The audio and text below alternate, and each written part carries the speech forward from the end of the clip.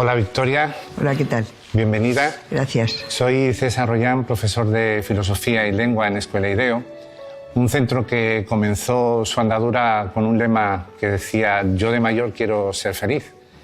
Te propongo que iniciemos un camino juntos en búsqueda de esa felicidad. Me gustaría saber, para empezar, cómo ha sido el recorrido de esta palabra, de este concepto tan importante a lo largo de la historia de la filosofía, cómo ha sido el pensamiento, qué es lo que nos ha podido decir la filosofía al respecto. Bueno, la filosofía directamente de la felicidad seguramente habla poco, pero es una idea que desde el principio del pensamiento filosófico está presente sobre todo en los pensadores griegos y está presente además muy vinculada a la ética, a lo que llama Aristóteles la vida buena. Él da por supuesto que todos los hombres lo que buscan en esta vida es la felicidad y lo que intenta explicar a través de la ética, a través de las virtudes, lo que los griegos llaman las virtudes, las cualidades que tiene que ir adquiriendo la persona, es cuál es la mejor vía para llegar a la felicidad. Lo que viene a decir Aristóteles, bueno, lo que dice expresamente es la mayoría de los hombres piensan que la felicidad la dan las riquezas o el honor, el éxito, se equivocan. Todo eso es importante, pero la felicidad solo la da la vida virtuosa. Luego, a lo largo de la historia del pensamiento, y eso es lo que he querido investigar un poco en el libro, el concepto va variando de significado. Una cosa muy importante, desde mi punto de vista, que es lo que da el título al libro, La búsqueda de la felicidad, es que esa búsqueda se convierte en un derecho fundamental. En la modernidad, la búsqueda de la felicidad está formulada como uno de los derechos inalienables de la persona por la Declaración de Independencia de Estados Unidos. Dice que todos los hombres tienen 3 derechos inalienables: la vida, la libertad y la búsqueda de la felicidad. Esto a mí me parece muy importante porque es ya vincular la felicidad no a una forma de vida determinada, sino a la libertad de cada cual para escoger la mejor forma de vivir para cada uno. Y además, al convertirlo en un derecho fundamental, se les está pidiendo a las instituciones públicas que pongan, que garanticen las condiciones materiales imprescindibles para que todos y cada uno puedan buscar la felicidad. ¿Cómo definirías la felicidad? ¿Cuál sería? Es que yo creo que no hay que definirla, la felicidad. No hay que definirla precisamente por lo que acabo de decir. Si la vinculamos a la libertad de cada uno, yo creo que hay un cambio muy importante en la historia del pensamiento, que es precisamente el poner de manifiesto que se puede vivir de muchas maneras y ser feliz en cada una de ellas, ¿no? No hay una vida mejor que otra, una forma de vida mejor que otra, ni más excelente que otra. En el mundo griego la vida política era la mejor, ¿no? Era la dedicación al otro. En el mundo medieval era la vida del monasterio, era la vida del estudio, de la teología.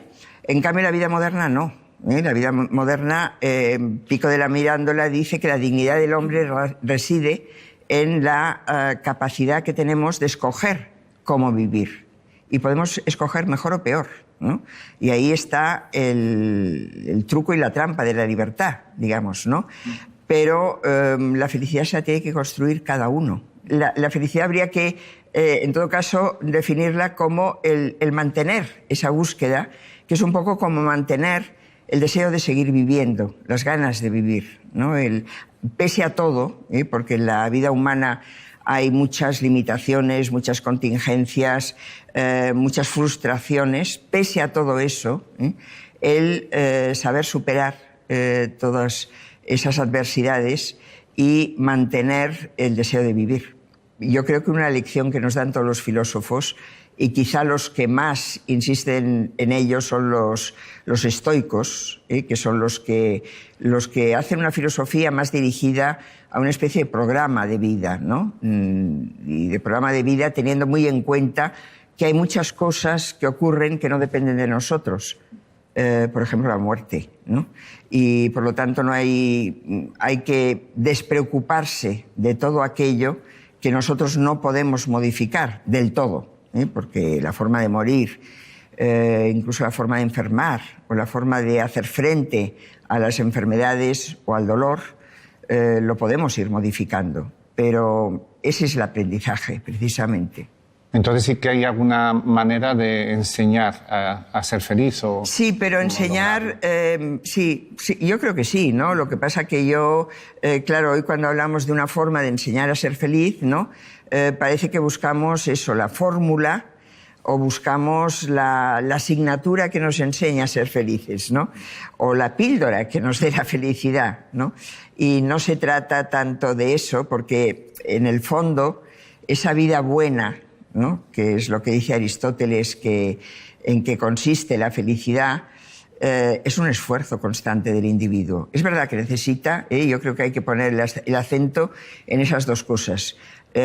Hacen falta unas condiciones básicas, el tener satisfechas las necesidades mínimas, ¿no?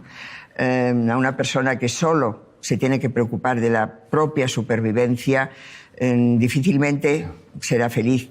Esa es una necesidad, es una condición, ¿no? El que las instituciones públicas, los estados garanticen esas condiciones.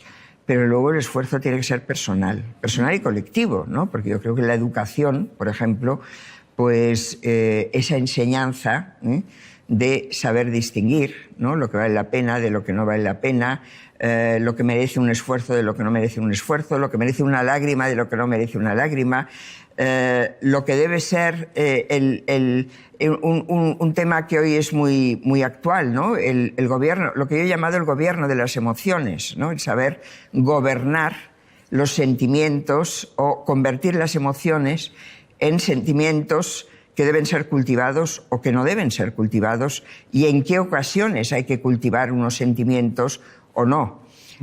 Todo eso son lecciones que han dado los filósofos de una forma o de otra. Por ejemplo, Spinoza es un filósofo que habla mucho de los sentimientos y de la alegría y de la tristeza como lo que hay que buscar y hay que evitar en esta vida, ¿no? Claro, todo eso es un aprendizaje, ¿no? A un niño, a un bebé, pues nadie le ha enseñado cuándo debe estar alegre y cuándo debe llorar. Y se le va enseñando a controlar la tristeza y también la alegría, ¿no? Y yo creo que ese es el aprendizaje que necesita la búsqueda de la felicidad. Sobre lo que estás comentando de la sociedad, de cómo va organizando a las personas, volviendo a tu libro, La búsqueda de la felicidad, hablas de un concepto que me ha parecido muy interesante, que es la verdadera autoayuda. Sí. ¿Qué significa? A ver, claro, la felicidad es objeto de los libros de una literatura que hoy cada vez es más abundante y frecuente, y que además ha desplazado la filosofía seria, ¿no? Que es la autoayuda. Yo empiezo diciendo en el libro que el lector no busque fórmulas, ni consignas, ni recetas fáciles para encontrar una cosa que es cuestión de cada uno, y que, en todo caso, lo que se puede hacer desde la filosofía es enseñar a reflexionar sobre el tema y dar conceptualmente una serie de instrumentos que sirvan para esa reflexión.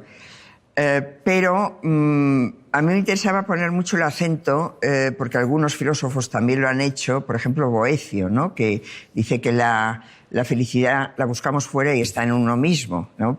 Claro, en uno mismo muy enriquecido, porque si uno mismo está vacío por dentro, no encuentra nada, ¿no? Por mucho que busque. Entonces yo lo que digo en el libro es que la verdadera autoayuda para la felicidad es la cultura.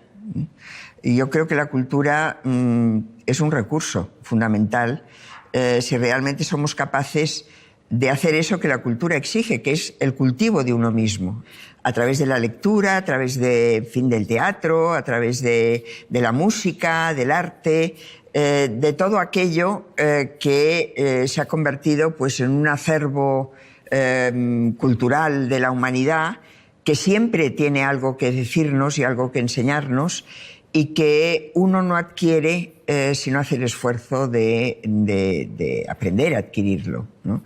Esa para mí es la verdadera autoayuda. Muchas veces me han preguntado, bueno, pero ¿por qué las humanidades tienen que ser importantes hoy, ¿no? ¿Qué utilidad es la de las humanidades? Pues precisamente esa, ¿no? Que la cultura es un recurso importantísimo, y sobre todo en una época en que la esperanza de vida crece, ¿no?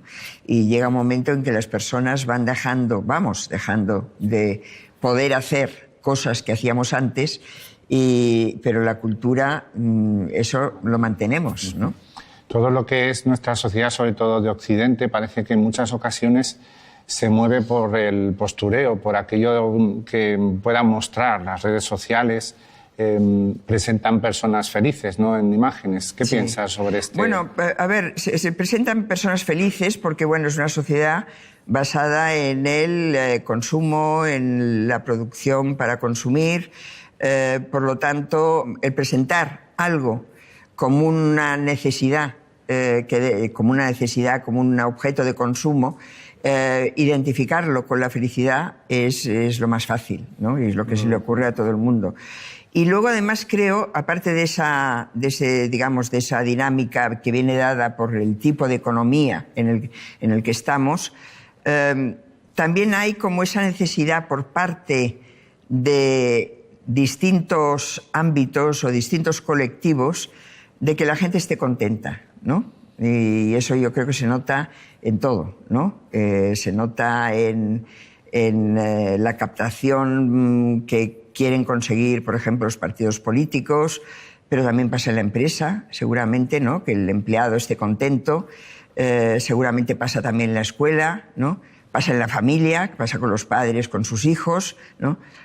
Y seguramente habría que distinguir, ¿no? Qué es ese contentar al otro, de una forma fácil a darle oportunidades, ocasiones de ser feliz, ¿no? Que es otra cosa, más profunda, menos simple, más difícil de obtener y más personal, finalmente. Insistes mucho en el tema del esfuerzo. Sí. Parece fundamental en esa búsqueda de la felicidad.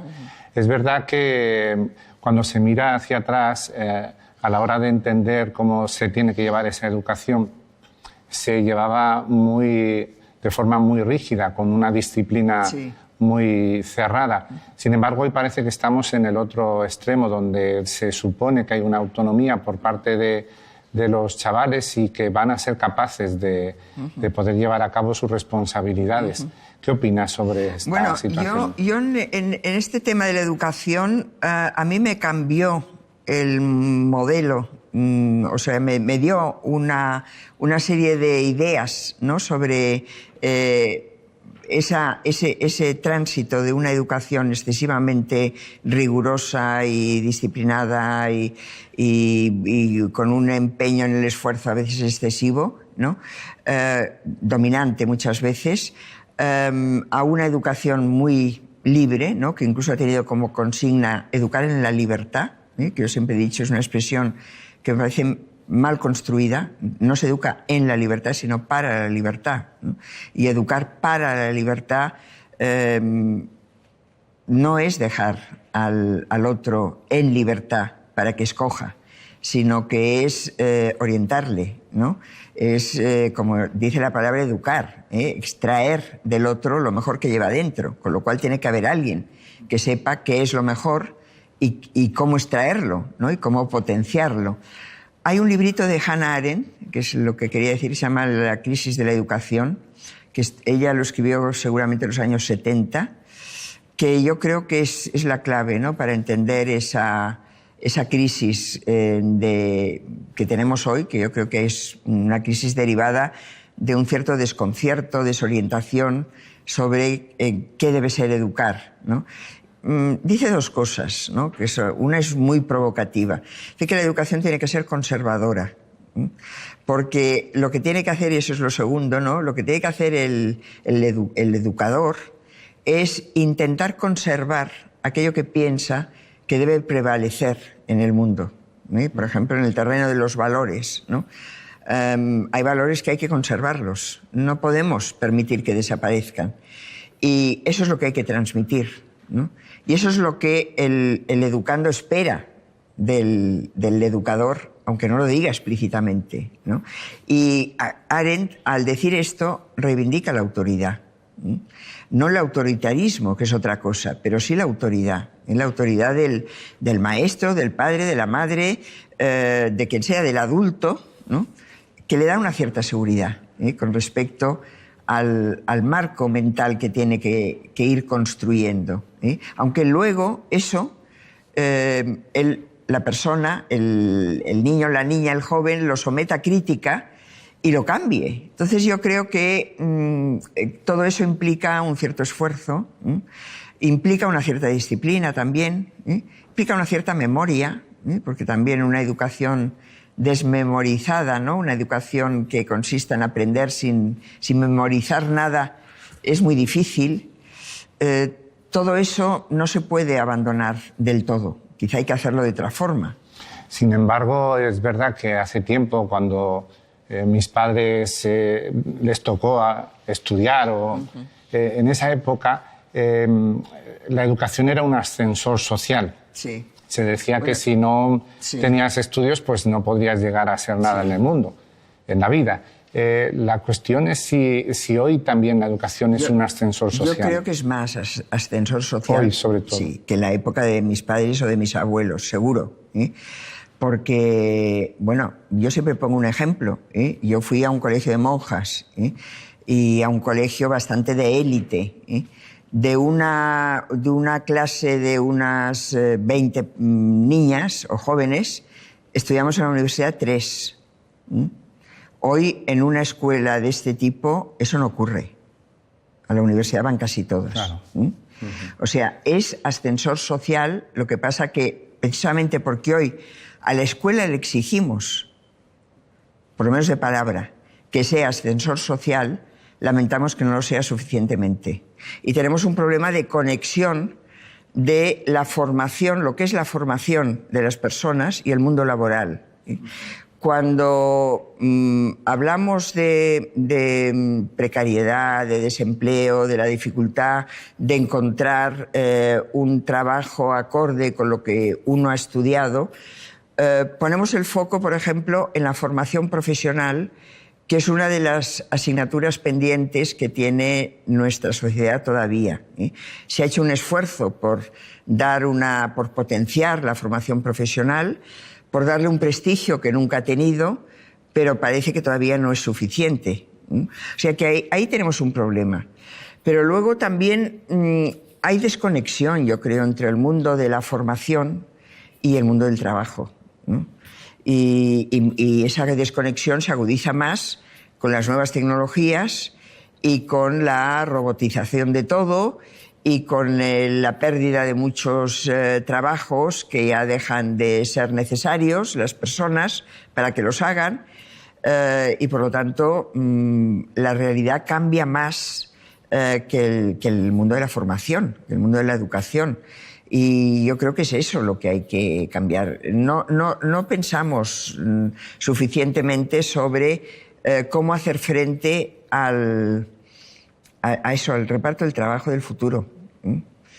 O sea, sí que hay una cierta alarma, es decir, nos vamos a quedar con la mitad de los trabajos, ¿no? Pero al mismo tiempo decimos, habrá otros nuevos, pero tampoco sabemos quién está formando para esos nuevos trabajos, porque tampoco sabemos cuáles serán exactamente, y por lo tanto todo eso, ¿no? Yo creo que es lo que hace que el ascensor social no se note, ¿no? Porque es verdad que a los jóvenes les cuesta mucho más que antes. Yo salí de la universidad ya con trabajo en la universidad, y sin embargo hoy es un privilegiado el estudiante de letras, por ejemplo, que encuentra trabajo en la universidad. Tú estás ahora mismo en el Consejo de Estado. ¿Crees que la educación es el tema más importante en este país? Bueno, debería ser un tema prioritario para la política. Debería serlo. De hecho, no lo es. Yo escribí un libro que lo titulé Creer en la educación, poniendo de manifiesto esta paradoja, ¿no? Todos decimos que la educación es lo más importante, pero no demostramos creer en lo que decimos porque no le damos el valor que deberíamos darlo. No le damos ni el valor económico. El presupuesto destinado a educación no es muy alto, no es muy elevado, pero tampoco la sociedad parece tener darse cuenta de la importancia, ¿no?, que tiene la educación a todos los niveles, ¿no? Porque, claro, cuando hablamos de educación, miramos a la familia y miramos a la escuela. Y se convierten en los chivos expiatorios de todos los males de la sociedad. Pero es que todos los adultos educan de una forma o de otra, o mal educan, ¿no? Por lo tanto, esa debería ser una responsabilidad muy compartida. Todos los ámbitos de la sociedad. Todos los ámbitos, y sobre todo en una sociedad tan conectada a través de redes, claro, y de... Pues todos los que intervienen en esa conexión deberían pensar, ¿no? Deberían reflexionar más sobre la influencia de lo que hacen, ¿no?, y de lo que dicen, y de cómo lo dicen, y de cómo contribuyen a crear un imaginario, una manera de hacer. Y bueno, es consecuencia de esa falta de responsabilidad respecto a la influencia que puede tener todo lo que hacemos y lo que decimos. Otro de tus libros se titula El elogio de la duda. Desde luego que la duda es algo importante en la educación. Yo, de hecho, en clase, siempre que empezamos un tema en filosofía, trato primero de que se hagan preguntas o por lo menos plantearles dudas sobre si tienen todo claro sobre aspectos de ética, de la vida, de moral. A ver, yo creo que lo más difícil es transmitir la idea de que la incertidumbre es positiva, no siempre es negativa. Cuesta mucho, y en los mensajes que oímos, que son mensajes que quieren persuadir de comprar cosas, o en los mensajes políticos que son muy simples, los eslogans, ¿no?, que parece que quieren transmitir solo certezas, ¿no? A mí, por ejemplo, un editor me censuró, me hizo cambiar el título de un libro que yo quería titular Vivir en la incertidumbre, porque me dijo: ese libro no se venderá. Tienes que ponerle un título positivo, no un título negativo, ¿no? Y era un libro de bioética. Claro, ¿qué político, por ejemplo, cuando se le pregunta algo, contesta: no lo sé, lo tengo que pensar? Ninguno. Y sin embargo, yo creo que a la gente eso no le sentaría mal, ¿no? Claro. Pensaría: este hombre por lo menos piensa, ¿no? Por lo menos piensa que esto no está suficientemente maduro, ¿no? Creo que eso es lo más difícil de transmitir hoy, ¿no? No tiene ningún glamour la incertidumbre ni la duda, ¿no? Como no tiene ningún glamour tampoco el matizar más lo que uno quiere decir. Por eso han tenido éxito los populismos, porque son muy simples las propuestas que hacen, ¿no? La emigración fuera, ¿no?, porque lo que nosotros ganamos tiene que ser para nosotros, ¿no? Son cosas muy sencillas, volver al pasado, ¿no?, porque allí teníamos una seguridad que el presente no nos la da. Los medios de comunicación tienen ahí mucha culpa, porque a los medios de comunicación los matices no les gustan. Los medios de comunicación buscan titulares, se busca provocar, se busca llamar la atención, y claro, eso choca mucho con la necesidad de matizar las cosas y de encontrarles, darles más vueltas, ¿no?, de las que dice una frase que puede sonar bien y que puede tocar la fibra más emotiva, pero que finalmente no rascas y ahí no hay nada. No hay nada. Eso por una parte. Luego, por otra parte, en los últimos años yo me he dedicado bastante a eso que se llama la ética aplicada, ¿no? Y a una parte, a un ámbito de la ética aplicada que es la bioética, ¿no? Por ejemplo, en el mundo de la medicina o en el mundo de los ensayos clínicos, de la farmacología, ¿no?, pues hay farmacólogos, hay un jurista, hay a lo mejor pues unos médicos, unos clínicos, unas enfermeras, y luego hay una persona que se dedica a la filosofía y que sabe de ética. Y cuando hay un problema que plantea dudas éticas, pues se le pregunta al ético, ¿la ética qué dice? ¿No? Y yo, claro, la respuesta es la ética no dice nada, ¿no? La ética lo que criterios o propone criterios.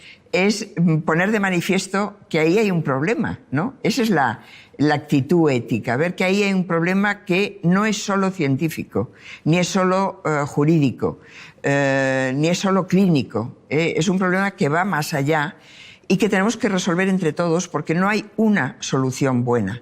Y, por lo tanto, cada caso es distinto y no hay respuestas que sirvan para todos los casos, ¿no? Claro, eso significa que el dudar tiene que formar parte de nuestras prácticas y eso en todos aquellos ámbitos en los cuales no tenemos certezas científicas, que son la mayoría, ¿no? La cuestión, entonces, en cuanto a la filosofía, sería tratar de encontrar cuáles serían esas preguntas fundamentales que se plantea la filosofía. Bueno, a mí siempre me han gustado las de Kant, ¿eh? Kant dice que son 3, qué podemos conocer, qué debemos hacer y qué podemos esperar si hacemos lo que debemos, ¿no? Yo creo que con esas 3 preguntas puedes explicar toda la historia de la filosofía, no hace falta que vayas mucho más allá. Y incluso las puedes adaptar al mundo de hoy, ¿no? Porque, claro, Kant, cuando hace la última pregunta, ¿qué puedo esperar si hago lo que debo?, está pensando en términos religiosos, teológicos, ¿no? Pero hoy nos la podemos hacer precisamente desde una perspectiva agnóstica, ¿no? Y decir, bueno, ¿cuál es la gratificación, si es que la hay, ¿no?, de hacer lo que uno debe, ¿no? Y de no actuar como un canalla siempre, porque parece que el canalla es el que sale ganando siempre. Bueno, ¿qué puedo conocer?, ¿no? Pues por mucho que avance el conocimiento, la incertidumbre, es que yo creo que cuanto más conocemos, más incertidumbres hay, ¿no? Por lo tanto, hay un potencial filosófico muy grande. Muy grande. De hecho, lo que planteas, ¿no?, la duda como parte del pensamiento y además para toda la vida. Para toda la vida. Porque no se resuelve. Sí, que no se resuelve. Hay que saberlo decir también, ¿no? Claro. Porque eso desanima mucho, ¿no? Sí. El pensar que hay cosas que no tienen solución, ¿no? Pero, bueno, es que la vida humana no tiene solución. Quiero decir que nosotros venimos aquí y estamos de paso, ¿no? Y claro, y eso pues es duro de aceptar, ¿no? De lo que no cabe duda, precisamente por lo que venimos hablando, es que la educación tiene una baza importante, tratar de abrir mentes, de colocar al sujeto como protagonista, autónomo y reflexivo. Sí. Y eso es algo que tenemos en nuestra mano los que nos dedicamos a la docencia.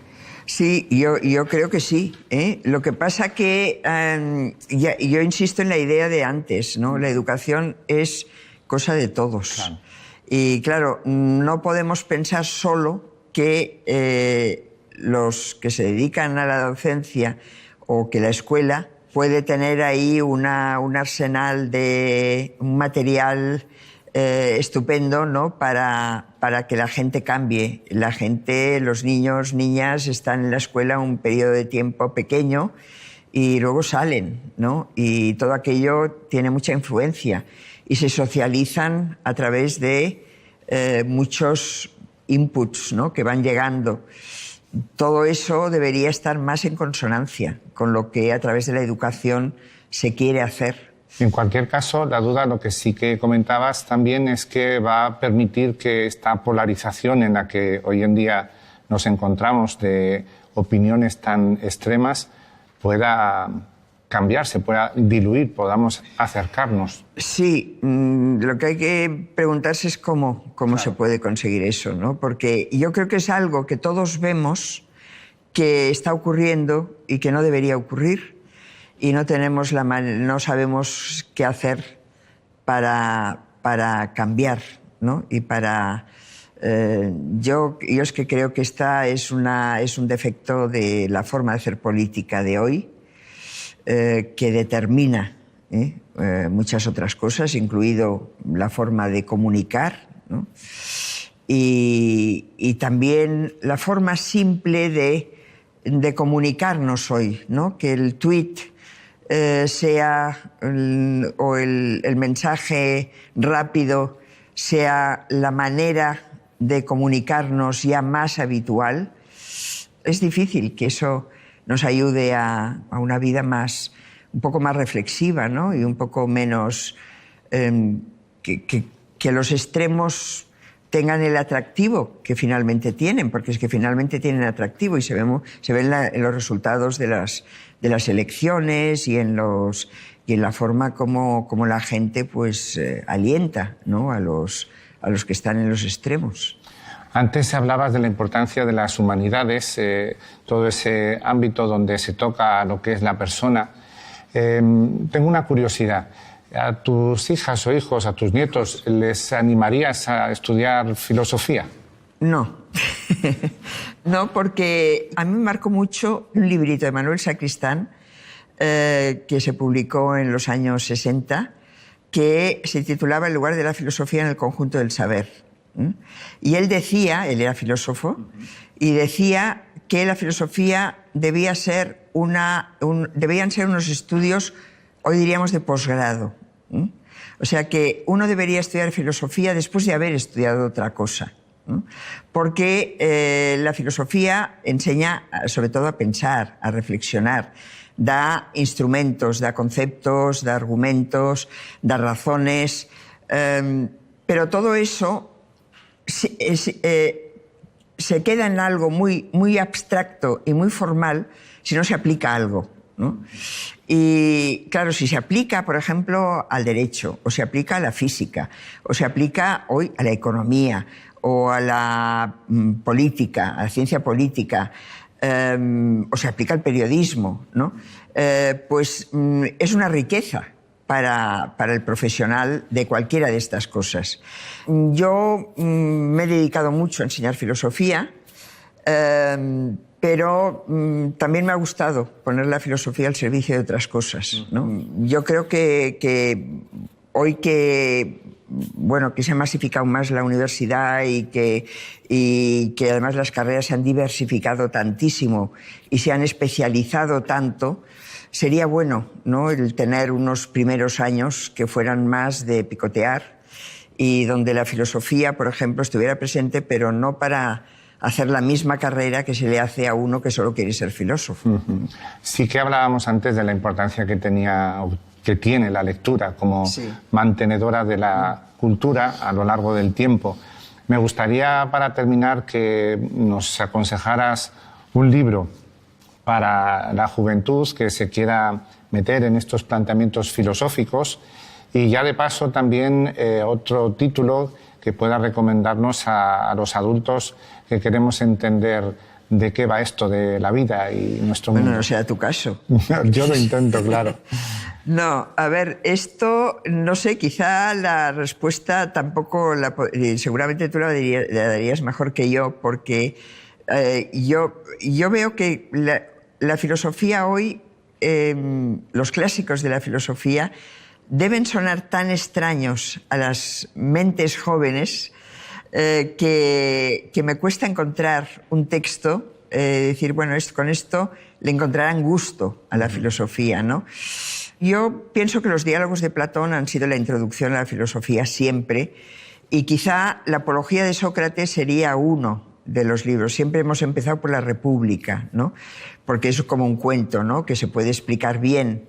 Pero yo creo que la apología de Sócrates es uno de los diálogos más que tiene más ricos, ¿no?, sobre todo para explicar lo que es el personaje, uno de los primeros grandes filósofos, que es Sócrates, ¿no?, y ahí hay mucha materia para sacarle jugo. Y luego un libro que yo siempre que creo que es debería ser muy útil para nuestra época, que estamos en un mundo liberal, en el mejor y peor sentido de la palabra liberal, es el Sobre la libertad, de John Stuart Mill. Yo creo que es la mejor síntesis que se ha hecho de lo que debe significar la libertad individual. Mill lo escribe en los inicios del liberalismo y todavía lo que dice allí es importante hoy. Pues tomamos nota de ambos títulos que sin duda nos van a servir y te agradecemos mucho el que hayas acudido a Aprendemos Juntos y de verdad un placer. Ha sido un placer también para mí. Muchas gracias.